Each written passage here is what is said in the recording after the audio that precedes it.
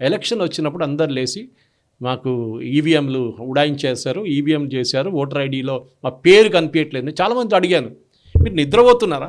అవును, ఇప్పుడు GHMC election పదే చెప్తారు మీరు. అసలు యాక్చువల్లీ మనం కూడా ఈవెన్ నేషనల్ స్టాప్ లో కూడా చాలా సార్లు ప్రతి ఎలక్షన్స్ అప్పుడు చెప్తున్నారు. సాయి గారు పొద్దున్న లేసి మళ్ళీ జిహెచ్ఎంసీ వస్తుంది ఇప్పుడు. అదే మళ్ళీ పొద్దున్న లేసి తిరుగుతారు. అరే నేను అప్పుడు ఓటేశాను, 2014లో ఓటేశాను, 19లో వేసాను, మా భార్య పేరుంది, నా పేరు లేదంటారు. మీరు చెక్ చేయండి, ఆన్లైన్లో 2 నిమిషాలు పడుతుంది. మీకు తెలియకపోతే పిల్లల దగ్గర అడగండి, లేకుంటే ఎవరైనా పార్టీ వాళ్ళని అడగండి, మా పేరు ఉందా లేదా అని చెప్పి ఈజీగా సెర్చ్ చేసుకొని తీసుకొచ్చి. ఈవెన్ యాప్ ఉంది ఇప్పుడు ఫోన్లో, మీరు ల్యాప్టాప్ కూడా అక్కర్లేదు, మీకు కంప్యూటర్ అక్కర్లేదు. సో చేయరు వీళ్ళు. ఆ రోజు పొద్దున్న తిరిగి బూత్లు అని తిరిగి మా పేరు కనిపించట్లేదు, టీవీ వాళ్ళకి ఇంటర్వ్యూలు ఇవ్వడము, మాది పోయింది, మా పేర్లు పోయినాయి, మా కాలనీలో మొత్తం అందరి పేర్లు పోయినాయి. ఒకటి మీ కాలనీ వాళ్ళు నిద్రపోతున్నారా? కాలనీలో అక్కడ అసోసియేషన్ వాళ్ళు నిద్రపోతున్నారా? మీరు చెక్ చేయండి sir. You are as a citizen మీకు రెస్పాన్సిబిలిటీ ఉంది. అన్ని గవర్నమెంట్ చేయాలంటే చేయరు.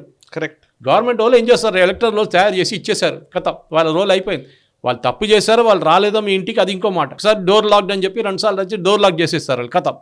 మీరు మీ పక్కన వాళ్ళకి చెప్పండి, ఇట్లా వస్తే, లేకుంటే మీ వాచ్మెన్ చెప్పండి, వస్తే నాకు ఫోన్ చేయమని చెప్పు బాబు, ఇది నా నెంబరు, వాళ్ళు చేస్తారు. I seen that very cooperative. లేదని కానీ కొంతమంది బీఆర్ఎస్ టైంలో జరిగిన అవకతలు చాలా ఉన్నాయి. కావాలని చెప్పి చాలామంది ఎడ్యుకేటెడ్ సర్టన్ క్లాస్ ఆఫ్ ఓటర్స్ని తీసేశారు వాళ్ళు. వీళ్ళందరూ బీజేపీ వాళ్ళని చెప్పి. It is our responsibility. మీరు చెక్ చేసుకోవాల్సి మీ పని. మీరు ఎంత మీ రేషన్ కార్డు కానీ మిగతా చూసుకుంటే మీ ఎలక్ట్రల్ లిస్ట్లో మీ పేరు ఉందా లేదా, లాస్ట్ టైం ఓట్ వేశారని చెప్పి ఏ గ్యారంటీ లేదు మీ పేరు ఈసారి ఉండాలని.